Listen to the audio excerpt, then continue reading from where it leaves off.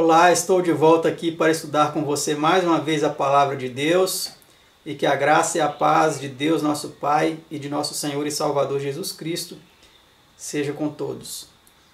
Vamos nos ajoelhar neste momento para levar a Deus uma prece, para iniciarmos então este estudo que fala sobre o Espiritismo, um estudo composto por 23 perguntas e respostas.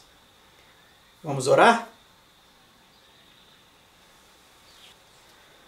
Pai Santo, Deus amado, te agradecemos por poder mais uma vez estudar a Tua Palavra. E suplicamos, ó Pai, a unção de Teu Divino Espírito, porque trataremos agora de um tema muito sério, muito delicado. E muitas pessoas, Senhor, estão confusas, estão perdidas, estão sendo enganadas por espíritos demoníacos. E imploramos, ó Pai, a Ti, o Teu poder, a Tua intervenção, que o Senhor envie os Seus santos anjos para ajudarem, Senhor, aquelas pessoas que estão com dúvidas, estão envoltas em trevas, para que elas sejam libertas, ó Pai, de todo engano e de toda má influência de ordem espiritual. Abra os nossos olhos, ó Pai. Abra os olhos dos nossos telespectadores, para que eles entendam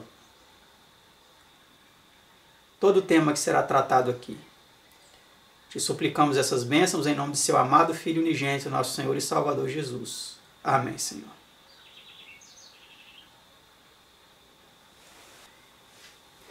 Essa imagem que você viu aí, de capa desse estudo, é, em primeiro plano, o túmulo de Allan Kardec. E essa outra foto aí da imagem, né, dessa pessoa, é o próprio Allan Kardec, que é aí um dos maiores expoentes do Espiritismo.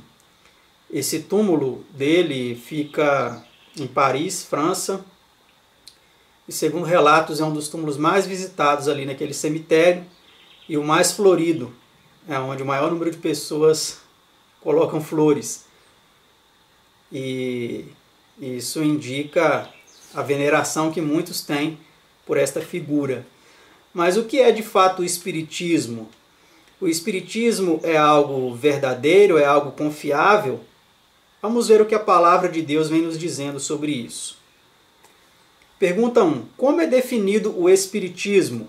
Então vamos aqui ver uma definição de um dicionário, que diz: doutrina cujos partidários pretendem comunicar-se com os espíritos dos mortos, por um intermediário a quem dão o nome de médium.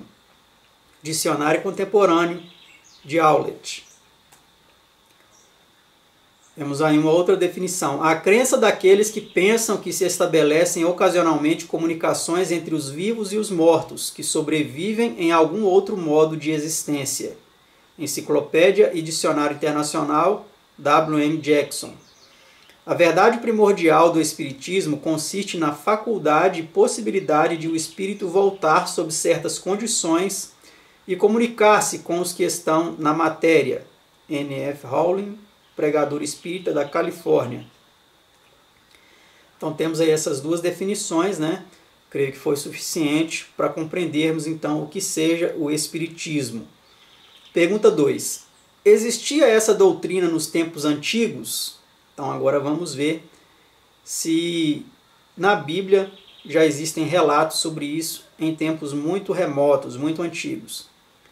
Em Levítico 19, verso 21, vem dizendo: não vos virareis para os adivinhadores e encantadores, não os busqueis, contaminando-vos com eles. Eu sou o Senhor vosso Deus.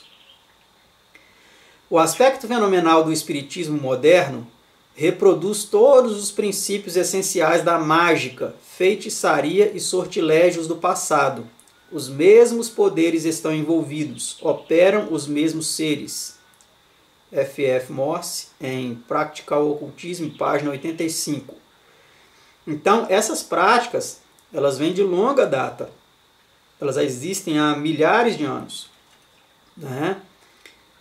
Pergunta 3. Como considera Deus os feiticeiros? Vamos ver como ele considera essas pessoas. E chegar-me-ei a vós para juízo, e sereis uma testemunha veloz contra os feiticeiros. Malaquias 3, versículo 5. Então é algo realmente passível aí de uma punição terrível, de um juízo de Deus, né? Pergunta 4. Que diz ele dos ensinos dos agoureiros e encantadores? E não deis ouvidos aos vossos agoureiros e aos vossos encantadores, porque mentiras vos profetizam para vos mandarem para longe de vossa terra. Jeremias 27, 9 e 10. Então vemos aí claramente que os ensinos das pessoas que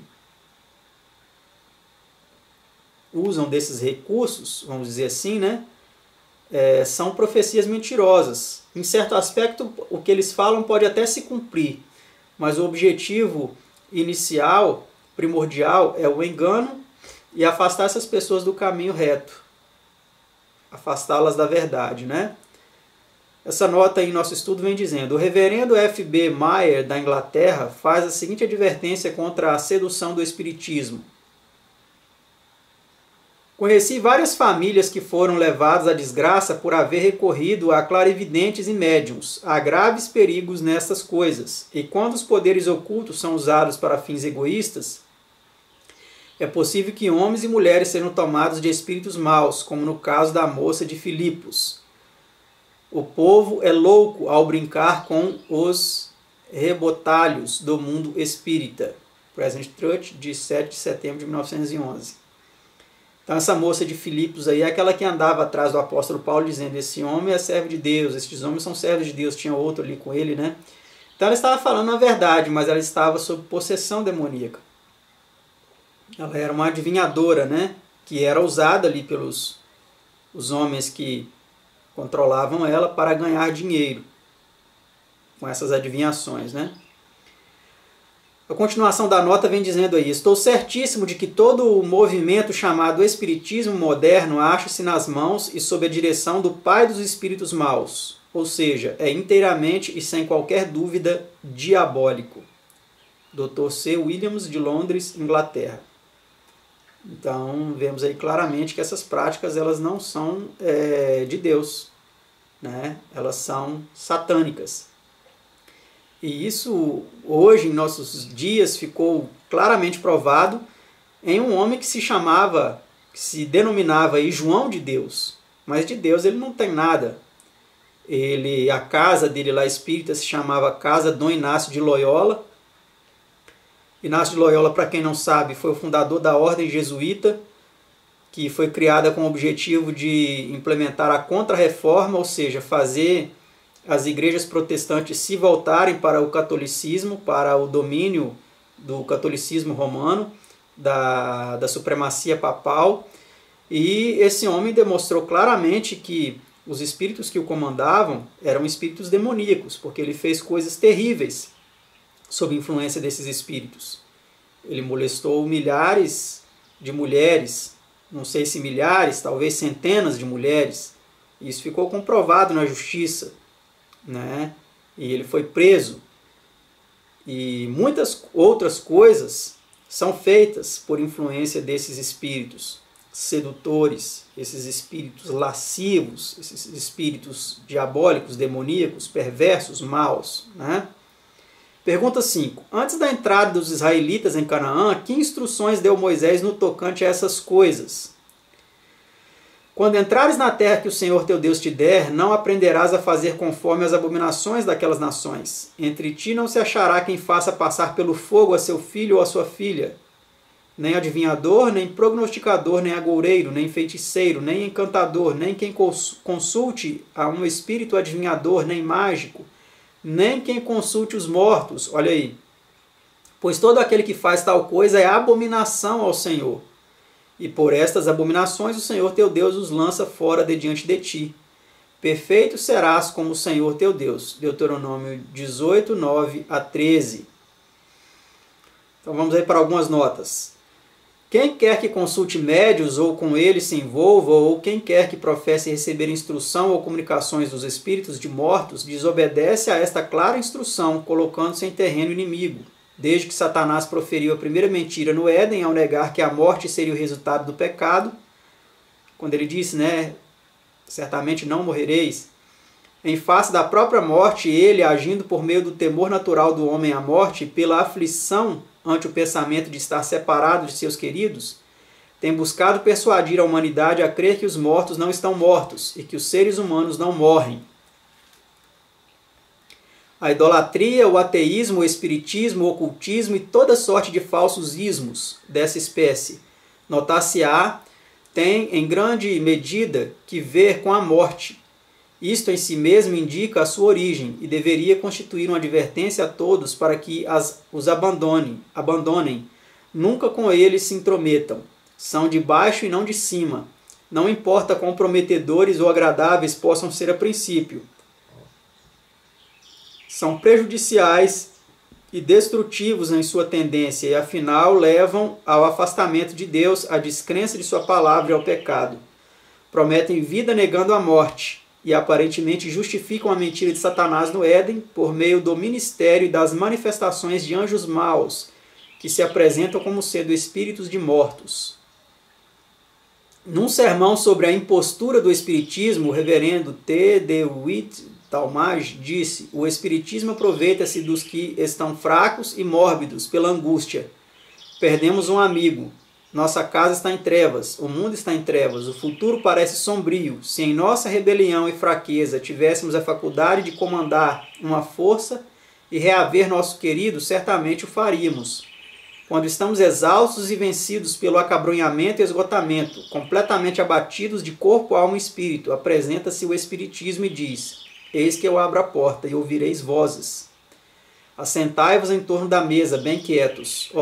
Odeio o espiritismo, porque se aproveita das pessoas quando estão enfraquecidas e esgotadas e mórbidas sobre os acabrunhamentos e tristezas da vida. Se o espiritismo triunfasse, transformaria o mundo num pandemônio de carnalidade. É um sistema imundo e adúltero. Então está aí o que foi dito por esse reverendo, né? T. DeWitt Talmage. Só fazendo uma observação aqui que esse título reverendo não é uma coisa apropriada a se fazer, porque somente o pai e o filho são dignos de reverência, né? Mas esse religioso aí, ele disse claramente que esse sistema, o sistema espírita, se ele triunfar no mundo, o mundo vai se transformar num pandemônio de carnalidade. A experiência do João de Deus está aí para comprovar, né? Quanta carnalidade aquele homem praticou. Quanta paixão lasciva ele deixou correr solta aí, abusando de centenas de mulheres, né? E muitas pessoas aí que o veneram, que o consideram um grande homem, ficaram caladinhas quando todas essas coisas aconteceram, não falaram nada, ficaram caladinhas. São coniventes com essa depravação, com essa carnalidade, com esse sistema imundo e adúltero, como disse aí o It Talmage, né? Vamos para a pergunta 6. No regime teocrático de Israel, que lei havia relativa aos feiticeiros e aos que tinham espíritos adivinhos? Vamos ver que lei que existia, né?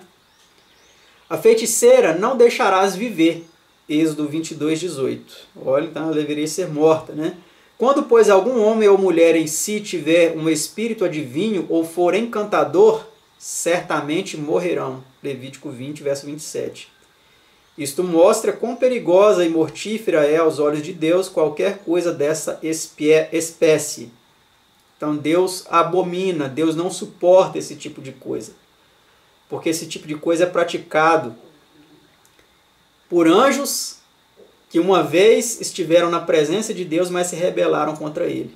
E eles praticam todas essas coisas em rebelião ao governo de Deus, em oposição às verdades da palavra de Deus, que eles deturpam que eles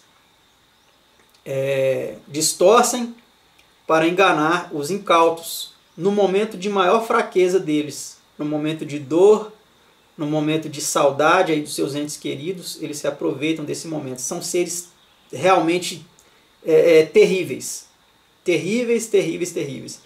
E nós não podemos nos calar diante de tanta depravação que eles têm praticado e levado outras pessoas a praticar, ainda com um manto de santidade, de piedade, de honestidade e de coisa boa. Não tem nada de coisa boa nisso, né? Nada. Pergunta 7. Com que é por São Paulo classificada a feitiçaria, e que diz ele dos que são culpados dessas coisas? Vamos ver o que Paulo vem dizendo. Idolatria, feitiçaria, inimizades, contendas, ciúmes, iras, pelejas, dissensões, heresias. Como já antes vos disse, que os que cometem tais coisas não herdarão o reino de Deus. Gálatas 5, 20 a 23. Tá?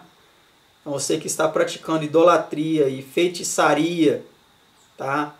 Todas essas coisas aí, inimizades, contendas, ciúmes, iras, pelejas, dissensões, heresias, todos que cometem tais coisas não herdarão o reino de Deus.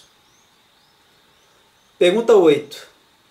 Que deverá fazer alguém se for convidado a consultar um espírito adivinho? Vamos ver o que essa pessoa deve fazer se ela for convidada a esse tipo de consulta. Quando vos disserem, consultai os que têm espíritos familiares. Olha, tá vendo aí? Dos entes queridos que faleceram. E os adivinhos, que chilreiam e murmuram entre dentes. Olha, tá vendo o que eles fazem? Não recorrerá um povo ao seu Deus? A favor dos vivos interrogar-se-ão os mortos? Isaías 8, 19.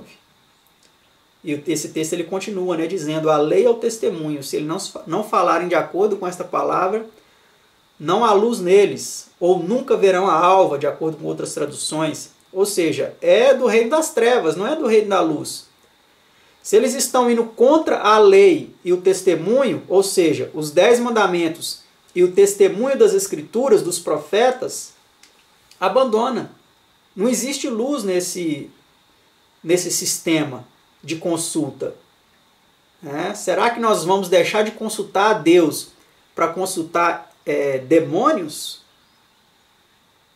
Então, olha a gravidade dessas práticas, né? Vamos aí para a nota. Dando o sentido desse passo, diz o Dr. Adam Clark, que não recorreria uma nação ao seu Deus, porque se interrogariam os mortos no que concerne aos vivos. Mas isso é exatamente o que o Espiritismo manda aos homens fazerem, interrogar os mortos naquilo que concerne aos vivos. É isso, né? Vamos para a pergunta 9. Que instrução dá a esse respeito o apóstolo João? Vamos ver o que ele diz. Amados, não creais a todo espírito, mas provai se os espíritos são de Deus. 1 João 4, verso 1. Eu citei esse texto no estudo anterior, né, que fala sobre a maléfica obra dos anjos maus. Nós devemos provar os espíritos, porque tem muitas pessoas aí com manto de cristianismo, de religiosidade, né, que diz que abandonou o satanismo, que agora é um servo de Deus, de Jesus, mas estão ainda proferindo enganos, mentiras.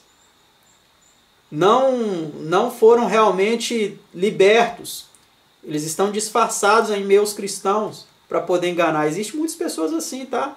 Tome muito cuidado. Nós precisamos provar os espíritos para ver se são de Deus. Porque muitos estão dizendo que são de Deus, né? Mas estão apenas atuando como agentes disfarçados, tá? Agente duplo. Tome muito cuidado com isso. Isso não existe só em série policial ou em agências secretas aí dos governos. Não, no mundo espiritual existe isso. Agentes duplos. Eles dizem que abandonaram um lado, mas não, eles não abandonaram. Eles estão apenas disfarçados para enganar aqueles que querem servir a Deus. Então tome muito cuidado com isso.